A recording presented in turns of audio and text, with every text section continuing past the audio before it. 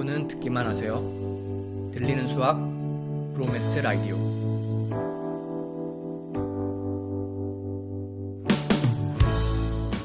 우리가 이제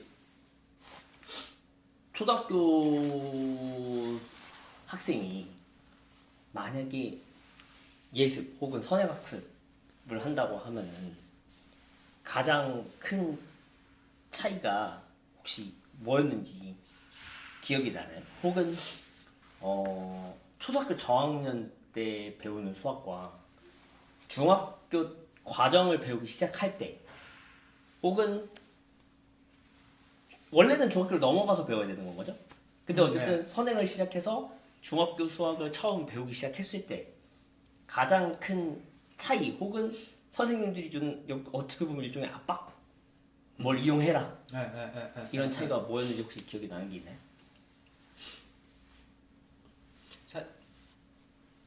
저는 초등학교 때, 그러니까 초등학교 수학과 그다음에 중학교 수학 교육 과정에서의 차이는 미지수가 있다 없다의 차이. 네, 맞아요. 그런 것 같아요. 네, 예를 들어서 이제 초등학교 같은 경우에는 뭐 실제로 눈에 보이는 어떤 것들, 뭐 숫자들, 예를 들어 뭐 사과의 개수라던가, 네. 뭐 그런 것들을 기준으로 뭔가 수학 문제를 많이 풀고 그랬다면, 네. 이제 중학교로 넘어오면서 이제 조금 더 일반적인 수, 네. 예를 들어 이제 뭐 미지수가 되겠죠? x, 뭐 y, 뭐 이런 것들이 주어지면서 그걸로 뭔가 x를 풀거나 뭐 y를 풀거나 하는 형태의 조금 더 추상화된 차이, 추상화된 계산식의 차이로 생각을 하고 있어요. 그럼 예를 들면 뭐 이런 식이 있었다고 해볼까요? 2x 플러스 뭐 7은 21? 뭐 이렇게 있었다고 합시다. 네. 그러면은 이걸 푸는 건 사실은 어렵지 않아요. 근데 뭐 요걸로 만약에 어떤 문제가 주어졌다라고 한다면은 저는 그냥 당장 드는 생각은 사과가 21개 있더라. 그쵸? 근데 사실 7개는 원래 있었고 두 상자를 샀더니 21개가 됐더라. 그럼 한 상자에 몇 개 있었냐? 네. 라고 이렇게 물어볼 수 있잖아요. 네. 그러면 이제 다시 초등학교 관점으로 보자면은 그 말을 하려면 사과가 21개 있다. 근데 어제 7개 있었다. 그리고 오늘 2 상자 샀다. 그러면은 사실 초등학생 관점에서 보자면은 이런 식으로 표현할 수 있겠죠? 원래 뭐 숫자 정도는 쓴다 칩시다. 원래 7개 있었다. 그쵸. 동그라미 뭐 이런 걸로 하죠. 네. 그리고 상자를 2개, 사과 박스를 샀다. 뭐 곱하기 2 정도는 쓸 수 있다고 칠까요? 뭐 아니면 이렇게 한다면 곱하기 2로 쓸 수도 있고, 그랬더니 21개 됐다. 이런 식으로 표현하는 게 어떻게 보면 좀 초등학교스럽다고 얘기할 수 있겠죠? 그쵸.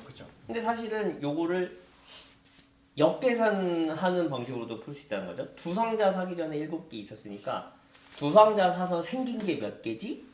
아, 그러면은 21에서 7을 빼면 되겠구나. 그리고 두 박스를 쓰니까 한 박스당 몇 개인지 있는지가 궁금한 거를 쓰니까 그러면은 2로 나누면 되겠구나. 혹은 반반 나누면 어떻게 되겠구나. 요렇게 생각하는 거고, 근데 요렇게 위에 식을 그냥 써버리면 그냥 보통 솔직히 말하면은 일반적으로 이렇게 배우게 되죠. 양변에서 7을 빼라. 뭐 그쵸. 그 다음에 양변을 2로 나눠라. 네. 자, 요 두 개의 이 대화의 차이, 이 설명하는 방식의 차이가 혹시 승재님이 보기에 뭐가 있는 것 같아요? 이렇게 해서 방정식을 푸는 그 방식을 어떻게 보면 중학생들의 방식으로, 우리나라 적어도 교과 과정 기준으로 보자면 중학생들 방식으로 풀어내는 걸 배우는 것과, 아니면 이렇게 뭔가를 그림도 그려보고 어쨌든 상황을 표현해서 결국에 우리가 얻고자 하는 걸 역계산만으로도 이용할 수 있다라고 공부하는 거랑 어떤 차이가 있다고 보여주시나요? 그러니까 사실 뭐 위에 단계 같은 경우에는, 그러니까 저는 그냥 결국엔 이거를 그냥 내 실생활에서 그냥 직관적으로 이해를 할 수 있느냐, 아니면 얘는 조금 더 추상화된 일종의 추상화되었지만 수학적인 논리 기반으로 푸느냐, 그 차이일 것 같거든요. 그게 제일 저도 크다고 생각해요. 그러니까 예. 초등학교 수업은 저는 그렇다고 생각하거든요.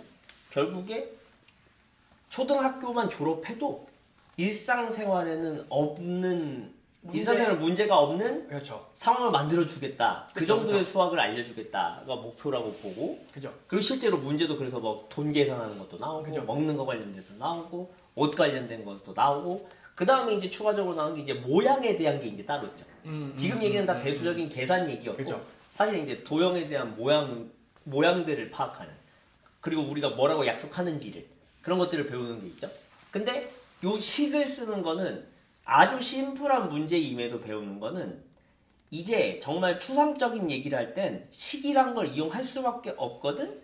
그러니까 우리가 알던 것부터 연습하자라고 해서 배울 뿐이라고 생각하거든요. 그렇죠. 1차 방정식은 사실은 초등학교 수학을 잘하고 있다면 전혀 배울 필요가 없는 거예요. 그죠. 그냥 바로 2차 방정식 넘어가면 됩니다. 그죠. 근데 2차 방정식 넘어가면은 요 식을 쓰지 않고 풀기가 매우 어렵죠. 그렇죠. 네. 그러니까 적어도 이 그림을 쓰는 게, 그리고 솔직히 말하면 종이도 낭비하죠. 그죠. 종이도 많이 잡아먹죠. 이런 식으로 표현했다가는. 그렇기 때문에 요걸 배우는 거라고 생각하거든요. 자, 그러면은 제가 또 질문 드리고 싶은 건, 그러면 이렇게 배워야 할 단계에 그냥 이렇게 푸는 걸 배워버리면 문제가 뭐라고 생각하세요? 그렇게 되면은 이제 사실 요 단계가 익숙해지고 요 단계로 넘어가면 제 생각엔 요 수식을 본 순간 요 단계로 내려올 수 있을 것 같거든요. 다시 말해서 이제 우리가 일상적인, 그러니까 방금 전 이야기했던 것처럼 초등학교 교육 과정이 일상에서의 일상에서 이제 무리 없이 뭔가 생활을 할 수 있는 어떤 수의 개념들을 정립하는 단계라고 하고, 그다음에 이제 중학교로 넘어갔을 때 그것을 조금 더 추상화된 단계로 넘어간다고 하면, 먼저 이런 일상적인 상황에 대해서 수학적으로 이해를 할 수 있는 어떤 훈련이 되었을 때 요 단계로 넘어가는 것과, 그렇지 않고 요런 거가 익숙하지 않은 상태에서 요것만 계속 보다 보면 제 생각에는 약간 수학적으로 조금 더 난이도가 높아지거나 복잡해졌을 때 그거를 이해할 수 있는 어떤 배경 혹은 내 실생활에서 접목을 할 수 있는 어떤 적용력이 없어지지 않을까? 그런 생각이 있어요. 저랑도 네. 상당히 비슷한 얘기인데, 네. 그러니까 저도 이렇게 생각하는 거예요. 자, 요렇게 그냥 이런 문제를 마주했을 때 그냥 바로 이 식을 써서 푸는 걸로 배우는 걸로 해서 빨리 그냥 이 단계를 해결하려고 해버리면 문제가 뭐냐? 그러면은 첫 번째로 이제 학생들은 결국에 수학은 뭔가 식 세워가지고 풀어내는 거. 그렇죠. 라는 생각밖에 남지 않을 확률이 높습니다. 그렇죠. 사실 그 안에 담겨 있는 뭔가가 직관적인 생각들, 어떤 논리적인 생각들, 그거를 어떻게 하는 건지, 즉 논리적 사고를 먼저 이용해보고 이 식을 쓰는 거랑, 그리고 그냥 이렇게 상황을 이런 식으로 만들면 돼 라고 배워버리는 거랑 차이가 있다고 생각하거든요. 맞아요. 그래서 소위 말하는 그 직관력이라고 하는, 어떻게 보면 논리력에 포함되어 있는 그 직관력을 잃어버리거나 얻는데 시간이 많이 걸릴 수도 있다. 혹은 아주 솔직히 얘기하자면 극단적으로는 평생 못 얻을 수도 있다. 라고 생각을 하고, 그렇죠. 또 아까 얘기해준 게 뭐였죠? 적용력. 그러니까 사실 그쵸? 비슷비슷한 말인 것 같아요. 즉, 요런 상황이었다고 생각해요. 이 문제 보고 이식을 세울 수 있을지 모르지만, 이식을 보고 여러 가지 상황을 상상하는 건 힘들어질 수도 있어요. 그렇죠. 그렇죠. 도대체 뭘 얘기하려는 걸까? 라는, 그쵸. 근데 사실은 우리는 실제적으로는 어떤 논리적 사고를 펼쳐 나갈 때, 혹은 상상을 해 나가야 할 때, 어떤 힌트를 보고, 그쵸. 근거를 보고, 그럴 때 이제 반대를 항상 할 수 있어야 된다고 생각하거든요. 실제로 많은 연구들이 그렇잖아요. 뭐 무슨 토기 조각 보고 역으로 논리적으로 추적해서 그렇죠. 어떤 역사의 이야기를 하나 만들어보고 이런 것들이 많잖아요. 네. 그렇기 때문에 이런 것들도 다 관련이 있다고 생각하거든요. 그래서 이 식을 보고만 그냥 이 식을 푸는 걸 배워서 이 식으로 이런 거 풀 수 있어 이런 식으로 알려주는 거는 일단 흥미를 매우 떨어뜨리는 거다. 즉 꼭 재밌어야 되는 건 아니지만 풀어낸 성취감을 얻을 수 있을까? 그 성취감이 있다 해도 이런 식으로 풀다가 이렇게도 사실 할 수 있어 라고 배우는 거랑 그냥 이건 이렇게 풀면 되는 거야 라고 하는 이 성취감은 다르죠. 명백히 다를 거다 그쵸. 라고 생각하는. 그러면 그 관점에서 봤을 때 결국에 이제 중학교로 넘어가면서 혹은 고등학교로 넘어가는 수학 과정은 결국엔 크게 또 몇 가지 관점으로 나뉘겠지만 제 생각에는 방금 전 말씀해 주셨던 내용들을 기반으로 하면 이거를 잠깐만 지울까요? 네.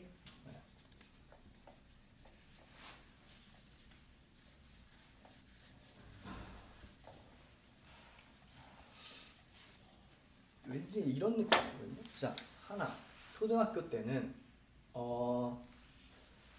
직관력을 기른다.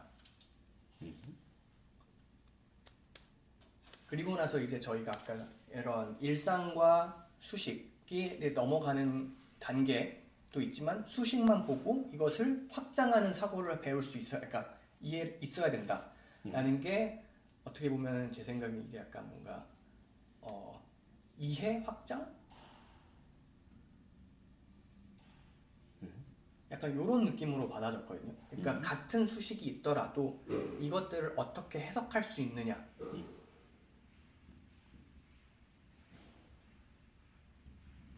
네, 이런 것들이 차츰차츰 쌓이는 단계가 초등학교와 중학교의 차이이지 않을까라는 생각이 그냥 들어서 적었는데.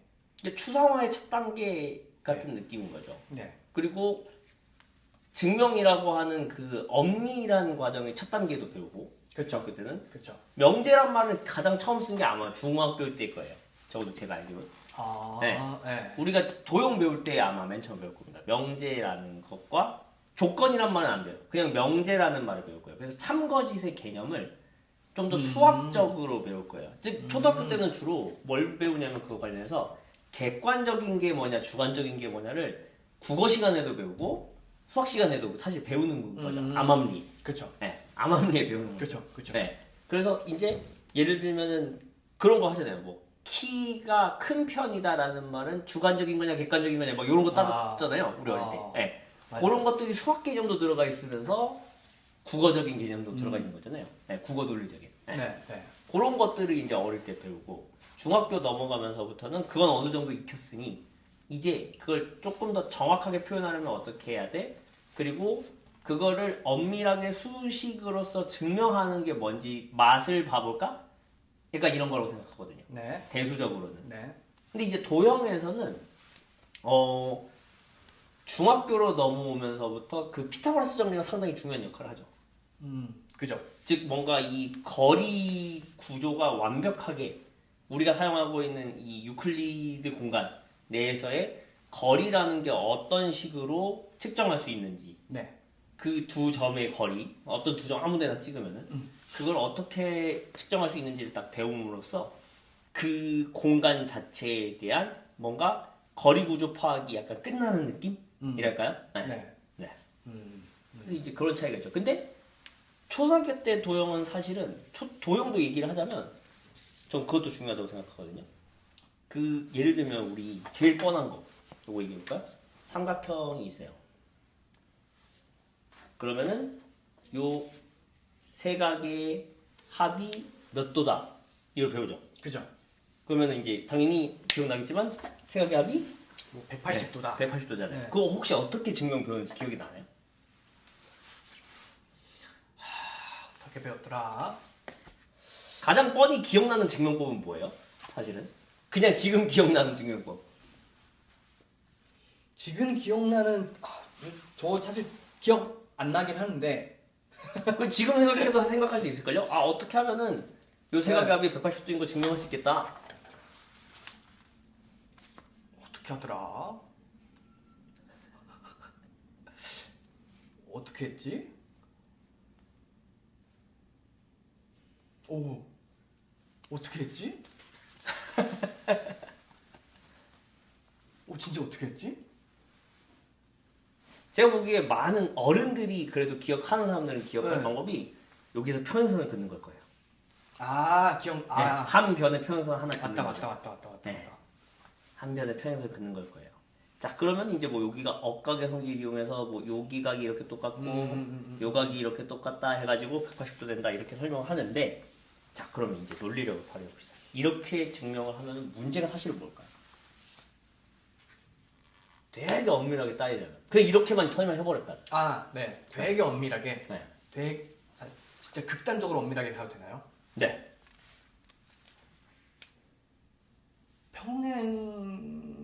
평행이란 뭐야? 약간 이런 질문이 던져지지 않나요? 맞아요. 그게 사실 네. 그래서 원래는 공준이라고도 불리는 공리라고 불리는 네. 그런 것들이 필요합니다. 그런 것들이 이제 정리된 게 이제 유클리드의 아마 기하 원리 이런 책이죠. 그래서 안 그래도 제가 오랜만에 그거 관련된 책을 지금 구입을 해놨어요. 한번 우리 촬영 때 하든지 아니면 제가 혼자 찍을 수 있는데 찍든지 그거에 대해서 얘기를 해볼 생각이에요. 그러니까 저는 그렇게 생각하거든요. 요게 심지어 초등학교 때 배우는 방식도 아니거든요. 그래요? 이게 네. 물론 이렇게 설명하는 학원 많을 겁니다. 그렇겠죠. 왜냐면 근데 그러면은 뭘 설명하는 거냐면 평행이라는 뭔지 그냥 안 만나는 거야. 평면에 서로 그렇죠. 안 만나는 거야. 정말 안 만나? 그죠. 이 질문이 던져질 수밖에 없는 질문이거든요. 그렇기 때문에 이 수학적 그 논리를 완성시켜주는 그 공리들이 필요한 거라는 걸 그렇죠. 차라리 설명해주는 게 저는 오히려 맞다고 생각하거든요. 그렇죠. 근데 대부분 우린 선행학습하면 그냥 평행이란 이런 거고 절대 안 만난다 그랬지? 그러니까 요렇게 그으면 뭐 동의각은 크게 같을 수밖에 없고 억각도 같을 수밖에 없고 이런 걸 사실로서 그냥 배워버리죠. 그리고 삼각형의 세각의 합도 이렇게 증명할 수 있다고 배워버리거든요. 그렇죠. 근데 제가 기억하기로는 초등학교 때 사실 그 사실을 맨 처음에 배울 때는 이렇게 배우는 교과서가 있었던 걸로 기억해요. 그냥 얘를 이렇게 찢어요. 그러면은 갖다 붙이면 그죠. 붙더라 라고 배우거든요. 근데 전 이것도 그렇게 붙더라 라고만 알려주면 안 된다고 생각해요. 저는 개인적으로 종이랑 자랑 그렇죠. 직접 연필이랑 그쵸. 가위 갖고 와라. 자, 삼각형 한 번더 그려. 찢어. 잘라. 삼각형 잘라. 그 다음에 삼각형을 각이 훼손되지 않게 찢어. 세 조각으로. 각 각이 하나씩 하게. 그 다음에 합쳐봐. 그죠. 자, 평평하게 만들어주지. 그죠. 삼각형은 정말 세각의 합이 180도네. 라고 느낌이 오게 해줘야 된다. 맞아요. 그건 맞죠. 그죠. 왜냐면 전 초등학교 수업은 결국에는 감각적인 것과 연관 지어주려고 하는 거라고 생각해요. 뭔가를 느꼈을 때 수학적인 사고를 하려는 그 모먼트 자체를 만들어주려는 걸까요? 요즘 모먼트가 조금 재수없게 쓰이는 경우가 있어서 좀 그런데 어쨌든 그 순간들이 와야 돼요. 이 수학이라는 걸 이용을 해야 되는구나. 즉 막 내가 꼭 수학자처럼 살진 않더라도 그렇죠. 수학이라는 게 나와 밀접하고 그리고 이용해야 되는 거구나를 느끼게 해줘야 되고 그래서 이제 좀 더 관심이 가는 학생들은 더 깊게 공부하면 되는 거고 그렇지 않은 학생이라 할지라도 적어도 그 감각은 살아있어야 된다고 생각하거든요. 감각 속에서 수학적 사고를 해서 판단해야 된다라는 거를. 그래서 오감이 뭔가 이 수와 도형과 관련된 거를 많이 느끼게 하려는 게 초등학교 수학 아닌가라고 저는 생각합니다. 그렇죠. 결국엔 오감. 갑자기 그러면 수학적으로 중독되는 학생이 뭔가 있을 수도 있겠다. 그쵸. 나는 갑자기 생각이 들었어요. 예를 들어서 뭐랄까 결국에는 방금 말씀하셨던 것처럼 뭐였죠? 그냥 삼각형 지웠으니까 삼각형 굳이 필요가 없는데 그 삼각형이라는 그 모양을 만들어주고 그다음에 그걸 막 찢어서 이렇게 조립하고 했을 때 물론 이게 뭐야 하는 학생도 있겠지만 그냥 그 과정 자체를 막 뭐 레고를 조립하든 그러니까 그런 것과 같은 일종의 즐거움으로 느끼는 학생들은 거기서 더 나갈 것 같은 느낌이 있거든요. 마치 게임을 하듯이. 예. 이제 그런 관점에서 보았을 때 어떻게 보면 조금 극단적으로 나가면 모든 만물을 수학적으로만 생각하려고 하는 학생이 있죠. 학생들이 나올 것 같고. 그죠. 학생들은 특히나 꽤 많죠. 그럴 수도 있는 것 같은데. 네. 이제 그게 저는 개인적으로 장단점이 다 분명히 있다고 생각해요. 이제 장점은 이제 그렇게 사고를 함으로써 우리가 뭐 그냥 그냥 수학 문제 푸는 관점에서 보면은 뭐 문제 잘 푸는 수학 잘하는 학생이 되겠지만 단점은 이제 만물을 그걸로 생각을 하다 보니 좀 놓치는 것들이 좀 있을 것 같아요. 그죠. 네. 느낌이 있거든요. 어쨌든 네. 그죠. 그래서 뭔가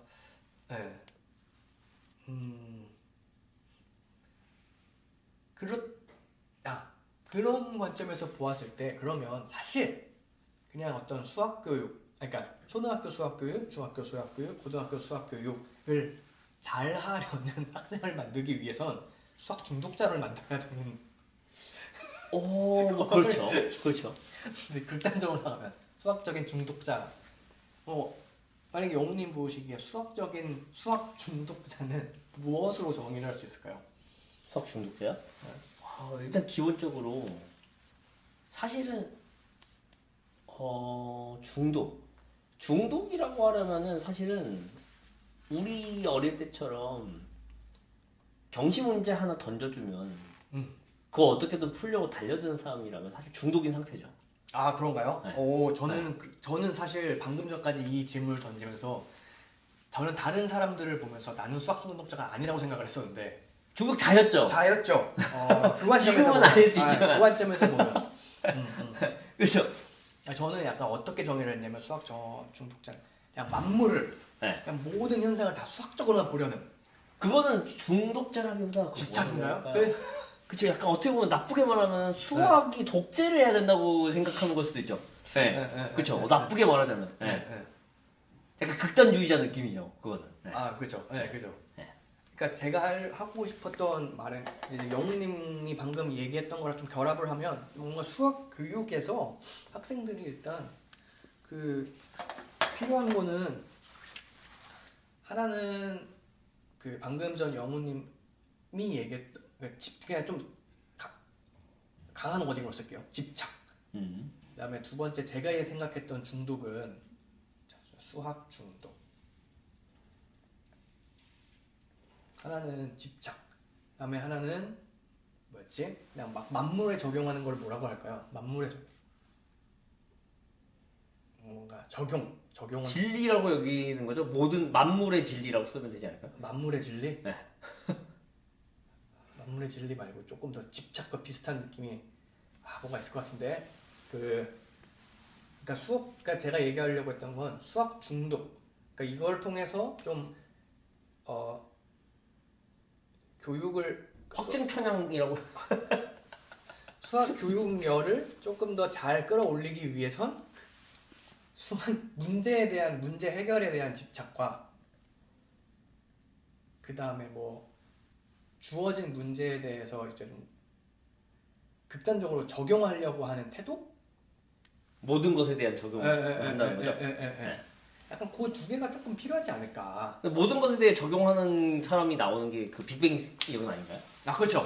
그래서 예를 들어서 얘네들이 이제 빅뱅 이론이 되는 거고. 뭐 집착은 약간 라마누잔이 될 수 있을 것 같아요. 그죠? 맞아요. 네. 그래서 라마누잔 같은 경우에는 저희가 옛날에 영화 리뷰 같은 거 할 때 했던 이야기. 그런 케이스인 걸 같은데. 그러니까 말이 저희가 뭐 중독이나 뭐 이런 말을 썼지만 그러니까 결국에는 초등학교 교육 과정에서 중학교 교육 과정으로 넘어올 때 제대로 된 이제 어떤 교육 과정으로 넘어가기 위해선 이런 단계들이 이제 좀 몸에 익혀져야 되지 않나. 근데 결국에 이런 얘기는 수학을 잘하게 하려고 할 때 그리고 수학을 좋아하게 하려고 할 때 얘기였거든요. 근데 저는 솔직히 말하자면 좋아할 필요까지는 없다고는 생각해요. 그래요? 그러니까 잘할 필요도 필요하면 잘해야 되는 거지 뭐 누구나 잘해야 된다고 생각은 안 하는데 뭐랄까요. 근데 그건 필요하다고 생각하거든요.